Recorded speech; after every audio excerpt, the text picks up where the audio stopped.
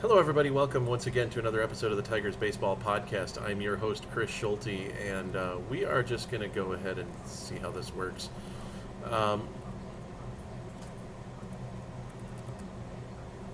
I'm I'm I'm still a bit puzzled as to why I didn't get uh, why my streams didn't publish. So we're just going to leave it as is with the situation the way it is and see how that works. Anyway, with all that being said, welcome to the show. Welcome to the podcast. Um, I'm going to start real quick with the injury report, and there's good news on the injury front. Um, no news on Matt Vierling or Parker Meadows, and that's you just never know with those injuries and the things that they're dealing with.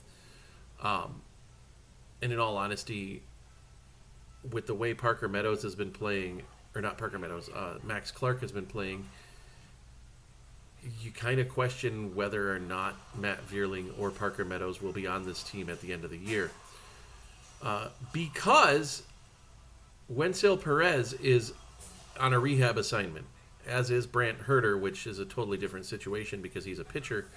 But he's on a rehab assignment as well, recovering from lower lumbar spine inflammation. That is never good. That just sounds like it hurts. And as somebody who deals with back pain on a regular basis, I don't think I want to even think more about that. So we're not going to. So Wenceel Perez is on a rehab assignment. And if he comes up, I don't know who they send down. Do they send down... Well, they would have to DFA James Outman. They could send down Ben Malgeri. So it's a question of what do they want to do with what they have currently. But he's on a rehab assignment. From the bullpen side of things, Brant Herter is on a rehab assignment, and that is very good news. In all honesty, I could see Brant Herter coming up, and if he pitches well enough, them sending Kyle Finnegan on his way. Kyle Finnegan again gave up a run yesterday.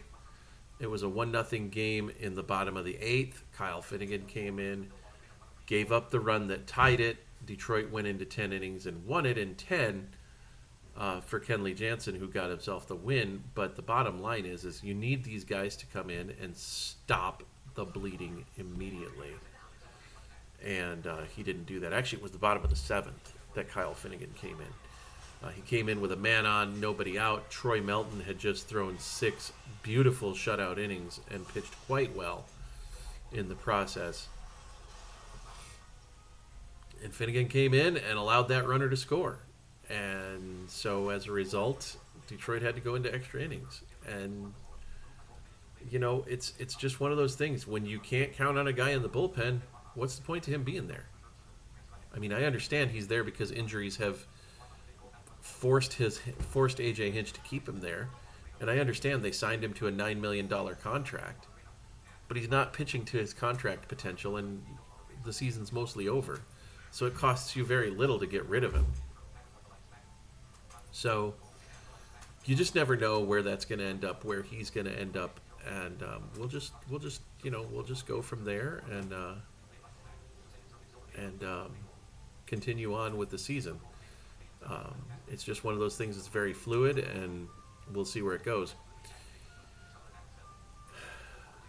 So, here we sit on August 10th, 2026. And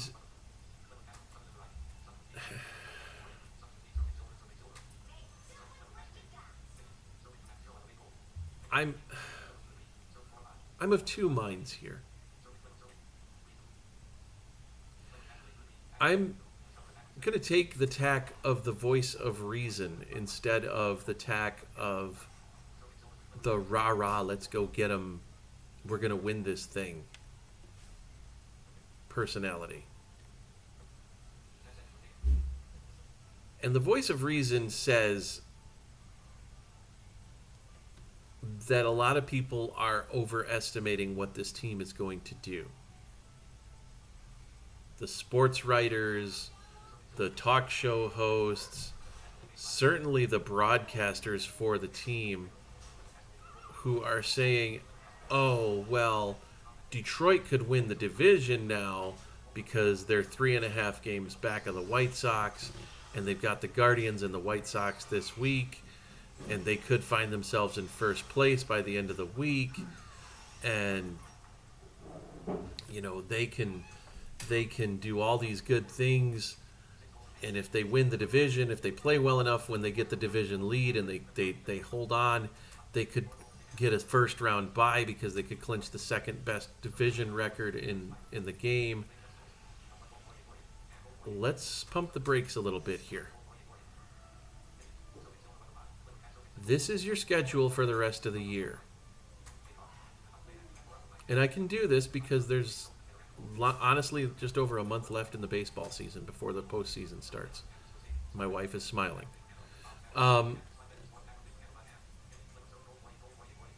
You've got Cleveland and Chicago this week. Then you go on the road to Pittsburgh and Kansas City. You come home to Tampa and LA. Dodgers, not Angels.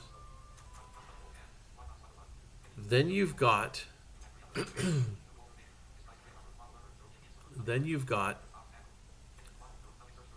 a road series against Minnesota, a road series against Cleveland, one of which is a doubleheader because of the game that you lost. You dropped because of severe weather in Cleveland in June.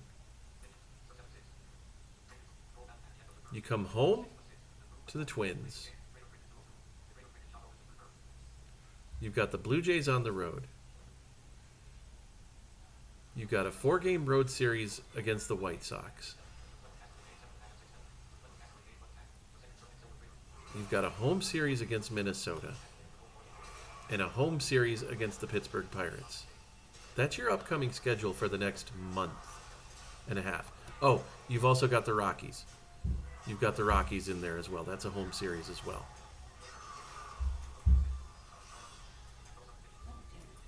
You haven't beaten Cleveland yet this year. You're 0-6 against Cleveland. You've got 7 more games against them. If you want to win the season series, you have to sweep all 7 games. Why is the season series so important, Chris? You keep harping on this season series. Right now, Detroit's 58-60. Texas, who has possession of the third wild card spot, is 59-59. Okay. If Texas loses tomorrow and Detroit wins tomorrow, big ask, they're both 59-60 with 45 games left. 43 games left to play. If the season stopped tomorrow and Detroit had the identical record to Texas, Detroit would be in the playoffs. Because Detroit won the season series against Texas. If Detroit can't beat Cleveland in the season series and they finish with the same record as the Guardians, and it's for the third wild card spot, or for the division for that matter, Detroit loses because they lost the season series. Because the first tiebreaker is head-to-head record. So yes, I harp on it.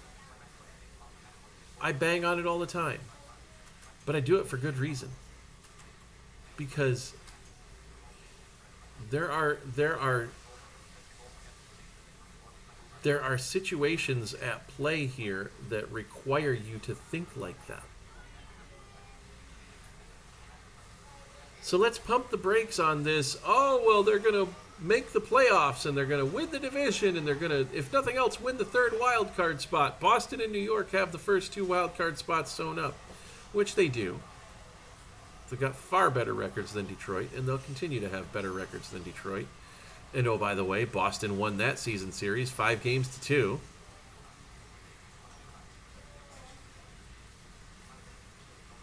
So at the end of the day, they've got the head-to-head win as well.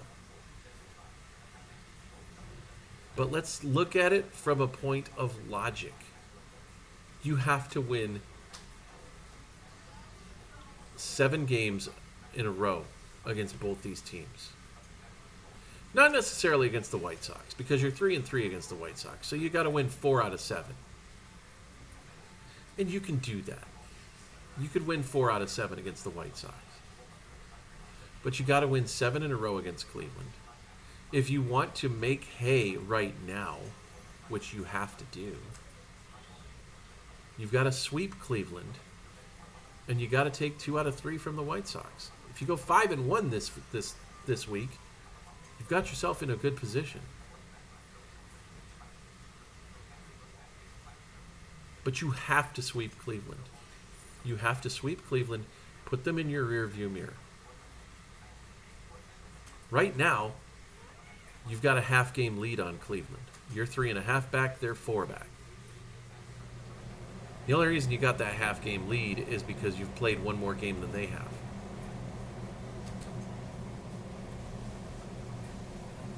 No, you've played one less game than they have. You're 58-60, Cleveland's 58-61.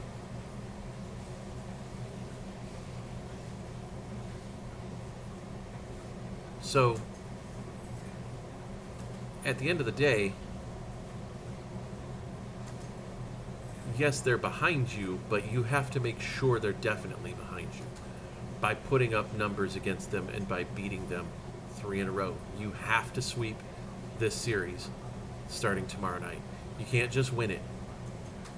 Because if you win it, you're still a game under 500 and you've lost the season series. And you've only gained a game on them in the standings.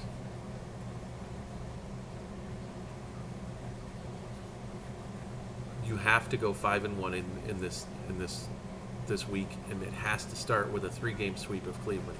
I don't care if you go 2-1 against Chicago, because at that point you've gained a game on them, and then you can go into Chicago and split that series 2-2, and you've still gained some ground. That Chicago series. There's always a 4-game series in Chicago. I figured it out. There's always a 4-game series. Each home team and each team in the division has 2 4-game home series against division opponents and 2 4-game away series against division opponents. Our home series we've always got a 4-game home series against Cleveland and a 4-game home series against Kansas City. We've always got a 4-game away series against Minnesota and a 4-game away series against Chicago. It's just the way it is. Which, to be fair, Chicago is the best city out of all of them to spend 4 days in. I don't want to spend 4 days in Minneapolis. I don't want to spend 4 days in Cleveland or Kansas City. Barf.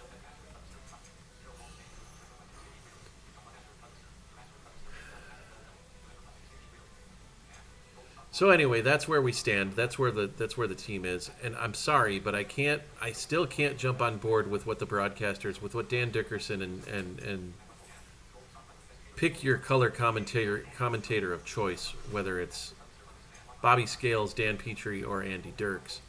I can't buy into this offense is a good offense. I can't.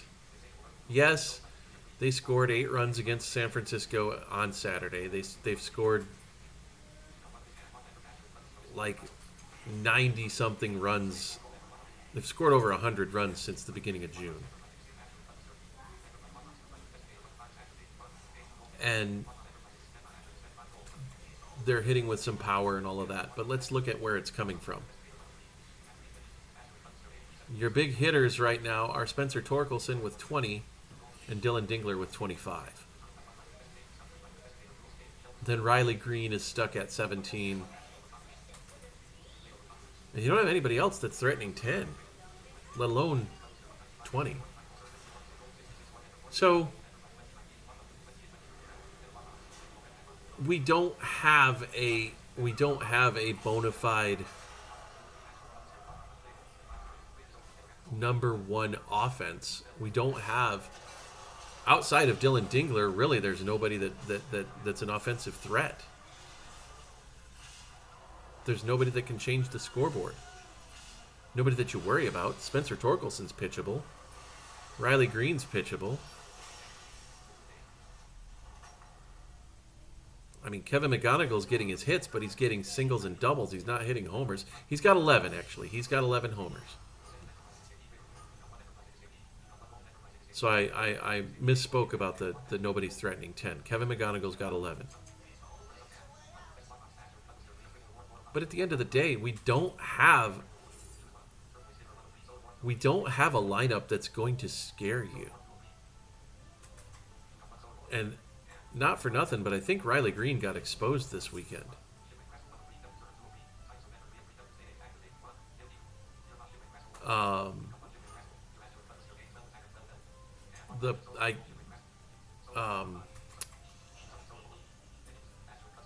Landon Roop on Saturday threw changeup after changeup after changeup to Riley Green, and he swung and missed every single time.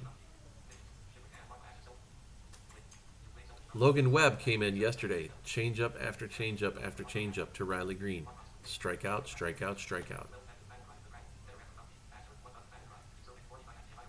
You know what the Cleveland Guardians pitching staff does? They throw a lot of changeups. Don't think they didn't see it. Don't think that word's not going to get around.